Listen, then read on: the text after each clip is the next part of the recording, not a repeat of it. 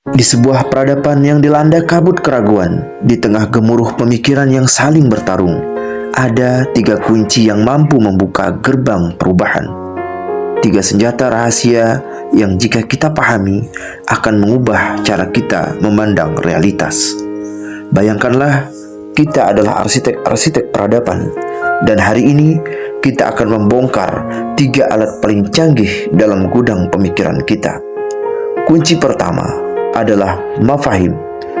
Bayangkan ini, sebuah benih informasi masuk ke taman pikiranmu, tapi benih itu hanya akan menjadi rumput liar jika hanya sekedar tersimpan. Ia baru menjadi mafahim ketika benih itu tumbuh menjadi pohon yang kokoh, ketika kamu tak hanya memahami maknanya, tapi juga membenarkannya. Kamu membaca bahwa khilafah adalah kewajiban, itu baru informasi. Tapi ketika kamu menyelami dalil-dalilnya, merenungkan hikmahnya, dan akhirnya hati kamu berkata, ya, ini benar. Saat itulah informasi berubah menjadi mafahim.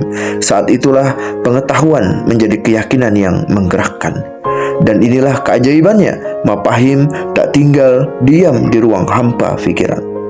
Ia menjadi energi yang menggerakkan tangan, mengubah pilihan, membentuk perilaku. Ia adalah peta yang tak hanya dipelajari, tapi benar-benar dijalani.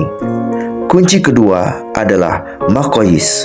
Jika mafahim adalah pohon yang tumbuh, maka maqayis adalah kompas di tangan seorang pelaut yang mengarungi samudera realitas. Bayangkan kamu megang kompas syariah, jarumnya selalu menunjuk ke arah kebenaran ilahi. Ketika kamu melihat penguasa meminta utang pada IMF, lihatlah kompas itu. Ketika kamu menyaksikan kerjasama militer dengan negara penjajah, periksalah kembali arah kompasnya. Maqayis adalah kriteria suci yang memampukan kita membedakan terang dari gelap, benar dari salah.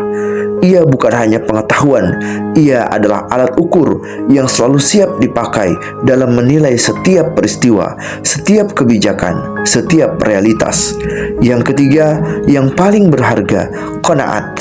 Jika mafahim adalah pohon dan maqayis adalah kompas, maka qanaat adalah kristal murni yang terbentuk dari tetesan demi tetesan bukti yang berulang.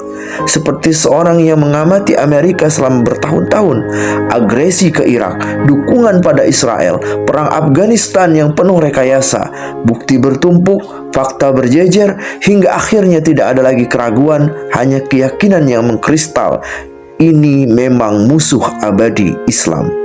Qanaat adalah kepuasan intelektual, ketenangan spiritual, keyakinan yang menembus relung hati paling dalam. Ia tak bisa dipaksakan, ia tak bisa terburu-buru, ia membutuhkan waktu, pengulangan, dan pembuktian yang tak terbantahkan. Lalu, apa arti semua ini? Mengapa 3 kunci ini begitu vital? Bayangkan sebuah masyarakat sebagai bangunan raksasa. Setiap bangsa, setiap peradaban dibangun di atas landasan mafahim, maqayis, dan qanaat yang mereka pegang. Negara saat ini berdiri di atas pondasi pemikiran tertentu. Maka untuk mendirikan negara baru khilafah yang kita impikan, kita harus membangun pondasi baru. Inilah misi suci dakwah, mengubah informasi menjadi mafahim yang menggerakkan, menyediakan maqayis yang menjadi panduan menilai realitas, membangun qanaat yang menjadi pondasi kokoh peradaban.